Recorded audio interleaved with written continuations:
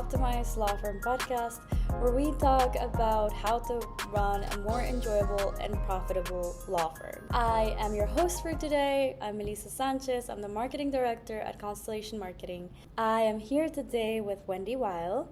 She's the founder of MatterFlowAdvisors, an amazing person, really good at intake, implementations, and systems. So, Wendy, thanks for having me. So my day-to-day is meeting with law firm owners or marketing folks inside of these firms to help them update their overall intake system and automate as much of that as is useful for the firm. And so my day-to-day is literally stepping inside of law firm systems, talking to people who use those systems, and then building out improved systems so that law firms can capture as many clients from the leads already coming through the door. As we know, if intake is not working, marketing is not working either. So as a person that works inside law firms every day on intake and operations, what's the number one thing you see holding firms back from actually growing? This may sound weird, but I'm going to say what it's not, and then we can say what it is, but it's almost never about the lead volume. And I think that's really interesting because a lot of firms are like, oh, we've got to get a marketing agency on board, right? They want to get more leads, but so often it's about capacity and specifically the owner's particular capacity, because too much of the firm still routes through them rather than handing that work off or delegating that work to the team that they've hired to do it. Right. So it's almost like we're pointing towards like a delegation issue in this case. Very much. Yep.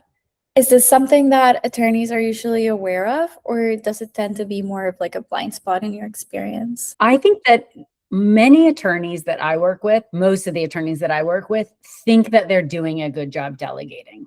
And a lot of that is because they've built out something inside of Lawmatics or some other CRM, and they're like, yeah, I've done the work. My team is using the system.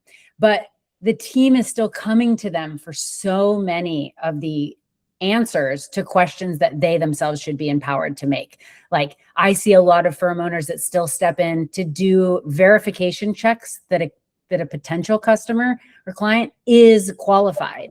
And to me, that's just bonkers that you would need the lead attorney whose name is on the door to approve somebody. Right. That just, to me, shows like a lack of delegation. And yeah, I mean, that really is what it is. And of course, the desire to retain some control over the clients that they ultimately work with. So that's like, I see that as a managerial problem, because there's no reason for a lead attorney to be stepping in when somebody's just called the firm. Absolutely. So this actually leads into my next question. At what point does an attorney's involvement in day-to-day operations go from being an asset to being the actual problem, which is exactly what you were just saying? Do you have like any specific case scenarios where this has happened? Obviously, when an attorney is starting their practice, they are the asset, right? They've started it. It's their vision. They have something they want to accomplish as a law firm owner. But when you become an owner operator, you have to start operating differently. And so I think that the involvement happens when the team grows just enough that the lead attorney has lost touch with every person's job and what they're explicitly doing. So you may have, as soon as the attorney has another attorney on staff, or frankly, even an intake person, an admin person, or a paralegal, they start to lose visibility into what's happening. And so they then become an asset because they don't have eyes on all the problems. They have team members that have their own unique problems. And so for me, that's the biggest observable challenge, or when the firm owner goes from being an asset to the problem. So team grows, the managing partner or the attorney is no longer having eyes on everyone. What are the symptoms that start to appear from your experience? Yeah. So one obvious symptom, this is like, I'll say the obvious thing and then we can talk about how this shows up. But as I mentioned, attorneys wanting to have input into every part. And you start to see that because the team members are leaving notes for the attorney, are leaving tasks for the attorney, or leaving review statuses inside of their system for the attorney. So you can see that things from the team start to get delegated to the attorney. So basically we see like a triangle that goes upwards rather than an upside down triangle, where each individual team member has their very unique tasks. They know exactly what to do and they don't rely on anybody. So that's the main symptom. The other symptom that I tend to see is, and this sounds crazy, but the attorney or managing partner knows too much about all of the leads. That's kind of like a little bit trickier because like, oh, sure, it's just I'm the lead attorney. I want to know about everything. But that gives some indication that they're overly involved before they turn into a client that the attorney actually has to do work for. Of course. So we see that. Let's see if I can think of any other, like that is the most common one that I see. The other one that I see a lot is when I believe the attorneys being the bottleneck is attorneys who don't charge for consultations. And I know that seems weird. In some practice areas, you can't. A great example is personal injury. No personal injury attorney is charging for a consult. But if the attorney isn't valuing their time, there's some indication that they have a value issue, and that usually bleeds into the work that your team is doing because they're struggling to value their time and charge a potential client for that time. So that's one indication that there may be some challenge with delegation in there because they're like, oh, I don't want to charge. We might lose clients. And so they're not trusting their own process. And they're not trusting their intake. And they're not trusting their intake, right? That's a big delegation thing. And you mentioned trust. I was going to mention, this is one of the most interesting things that I think falls into the symptoms is attorneys are taught to be adversarial. They're looking for the hole. They're looking for the gap. They're trying to plug that up with legal documents or legal processes to support their potential client. And so they see things in an adversarial way rather than like a warmness or a desire to get that potential client in the door. So I'm not saying that they're mean, but there is this interesting trust factor because their whole process in law is finding the problem, being adversarial, thinking of win-lose. And when you're trying to delegate, it cannot be adversarial. It cannot be a lack of trust. You have to know that your intake person is going to handle the work and that they're going to handle it in a way that meets your expectations. And so there is that interesting, like the frame or lens with which they see the world can sort of be challenging in terms of managing a team member. Very interesting. Because an intake person that's just learning, they've onboarded to the firm, they've done whatever reading or training that they need to do. And at that point, then you have to trust them to do it, catch their mistakes, and then give a recurring set of feedback, like a time and place for feedback. But because attorneys are just looking for right, wrong, good, bad, that feedback loop tends to be a problem. And so that feeds into a trust dynamic. So that actually leads into my next question, which is, do you think most attorneys are actually capable of letting go? Or is that just a personality aspect that's baked into the profession? Ooh, I do think many attorneys have a hard time letting go because control is a useful tool in law, right? To understand everything, all the complexity, it makes them feel very empowered. But if you can't let go, then you cannot fully delegate. And then you will always and perpetually, same thing, perpetually be doing more of the work, creating more bottlenecks for the team. And then your process slows down. Leads get, the response time gets slower. So I do think that some attorneys have a harder time with that. And what's been interesting for me in my experience is that practice area that they practice has more to do with it than any other thing that I could identify. And in my experience, part of that is simply service-based attorneys like estate planning, right? They're coming from a very service-minded lens, right? This person needs protection. I want to create that for them. I'm serving them. And in other law, it's, there's litigation or defense or a protection of that person. And so I do think the good managers tend to be a different breed of attorney, but that's just the ones that are natural, the ones that feel like management is more natural. I do think that any attorney can learn the skills of management and learn to distinguish between their training, the adversarial side, versus this is, a delegation issue, or this is a training issue. And one thing I've actually learned this more as a parent, but I see it show up a lot in legal and in the management specifically, which is when somebody that is learning something makes a mistake, as humans, our first instinct is to say like, you did that wrong, right? But what I learned as a parent was that that's just information about what they're capable of today. And it's now my job to close the gap between where they are and where we want them to be. And that's the skill I think attorneys need to learn in terms of management. Just, they made a mistake. We can't undo a mistake. We can clean it up. We can learn to not make it again. But in order to be a good manager and trust your own ability to delegate, you have to be able to see the difference between a mistake and a training opportunity, even though they feel like the same thing.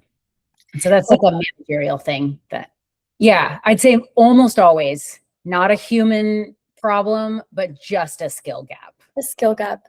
So what's the worst version of this that you've seen, and what happened in that scenario? And I also want to ask you, what's the best version of this you've seen? Because I'm sure that you have worked with attorneys that have really good managing skills, that are really good at running their business as a business.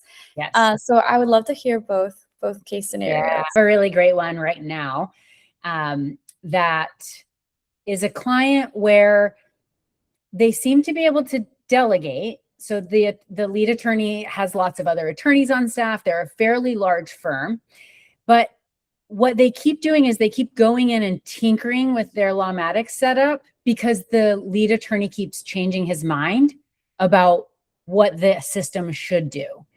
And as I interpret that, what he's doing is he's like, I don't like the way that's working. And rather than trust the person who's doing it, I want the system to be updated. And so he's constantly making changes to the system and retraining. And then it becomes really difficult to understand, is this intake person not succeeding because I keep changing the system? Are they not succeeding because they need training? Are they not succeeding because the system itself isn't good? And so they're not looking at everything from a holistic lens. It's like, this is broken, fix it this way. That's broken, fix it this way. So it's a lot of, I call it whack-a-mole.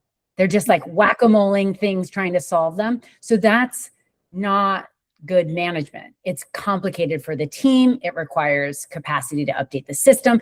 And it has literally created a bottleneck such that this attorney can't grow. And he came to us because he said, I want to double revenue. We have the leads to do it, but I can't figure out why we can't grow. That's very interesting. Yeah. So that's one case that we're working with now. And what we've done is he's given us permission to cut off his team's access to the builder components of their system. And he has to come to me now for those updates. So I can be a buffer to say, is this actually a good business decision? Or does it solve a maybe problem? Like not even a real problem, but he's just solving potential problems. So now he's just constantly chasing fixes that never needed to be made. So it really was like, we're locking the system down. We're training the staff. We're not fixing anything until we can see how this system compares to the last one. And that's like, that was a big thing to note. It was like the number of emails I was receiving about changes was another one of those symptoms. Like, why do you need so many changes? What's happening here? So that's like a clear issue that we've been dealing with, and locking the ability to make those changes and routing them through us, the agency, is allowing his team to trust the process as it's designed and know that they don't need to be on edge any moment that their boss is going to change the work. Now that we understand the issues, what does good delegation actually look like in a law firm? A great example are, I have plenty of attorneys, and I'm thinking of one right now, but she came to us and said, we're having a problem. I'm tired of being the bottleneck. How do we solve this now so that I can build something that will work for the future? And every time I made a suggestion, like this will make it easier, this will make it more streamlined, there was no objection. The attorney was like, absolutely, do that. Another, like a couple of other things that that particular attorney did was she had been taking consults and she's like, I don't want to be the bottleneck anymore.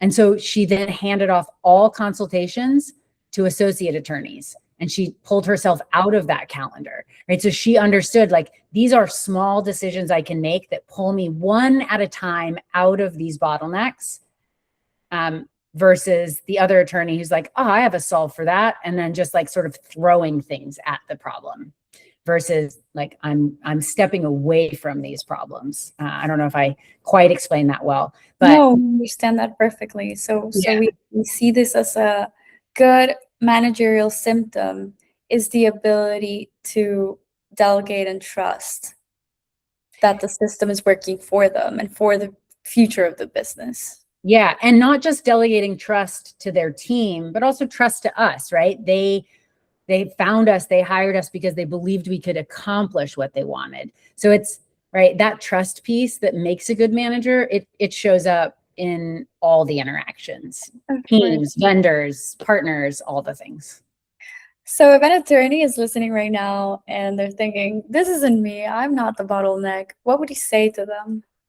Ooh, I'd ask a couple of questions, starting with, what do your nights and weekends look like? Because this is silly, but so many attorneys that I work with email me on the weekend that are mostly solo practitioners or small firm owners where it's just 2 or 3 attorneys. They email on the weekend and I'm like, I know where you're at in your business. You don't have time to do this Monday through Friday. Right. So if somebody's like, oh, that's not me, I'd ask, do you email people on the weekends? Because that's an indication of a bottleneck. What else would I say to them? I'd ask if they could take a vacation for 2 weeks, would leads continue without them? Like, would they continue through the intake pipeline? Or are they stuck there because they have inserted themselves into those touch points? I'd say the first step isn't behavioral. It's actually documentation, because you cannot systematically do anything without first understanding the system that you're operating in. So that just like writing it down on a legal notepad is enough as the first thing. The second, shift from delegating individual tasks to delegating decisions with constraint. So I don't want to, like, attorneys shouldn't be telling people how to do it. They should be saying, here is the outcome we desire, and here are the constraints that you have to work in. And that is another big one. And then the third one is like a really practical thing, which is just sign off. Being really clear about what things do need to be run by you versus not. And I can't remember the company name or else I'd use it, but there was a company I read a case study on, not a law firm, where the owner was the bottleneck and he made a decision to give the rest of the team the ability to make decisions so long as the cost was less than $500. And like, that was such a clear designation that when he made that shift, he was able to stop answering questions about service delivery or orders or any of those things. And that empowered his team to be like, oh, there's a $12 solution. Check, that's done now. And so those sign-off tiers, helping the team understand what's within your capacity to make decisions on versus what thing needs to be shared with the next level up. And that next level may be a manager, but in these smaller firms, it is almost always the lead attorney. And I think that's one real challenge to navigate, is that the approval process always lands in your desk or in your lap. problem of delegation, how this is a very, very big issue managing a firm, and then next to it, the capacity of training your team to operate in the space to operate, knowing that you're doing a good job within the constraints. So that leads into my next question. How does intake specifically change when the team members have the capacity to work properly and when leadership gets out of the way?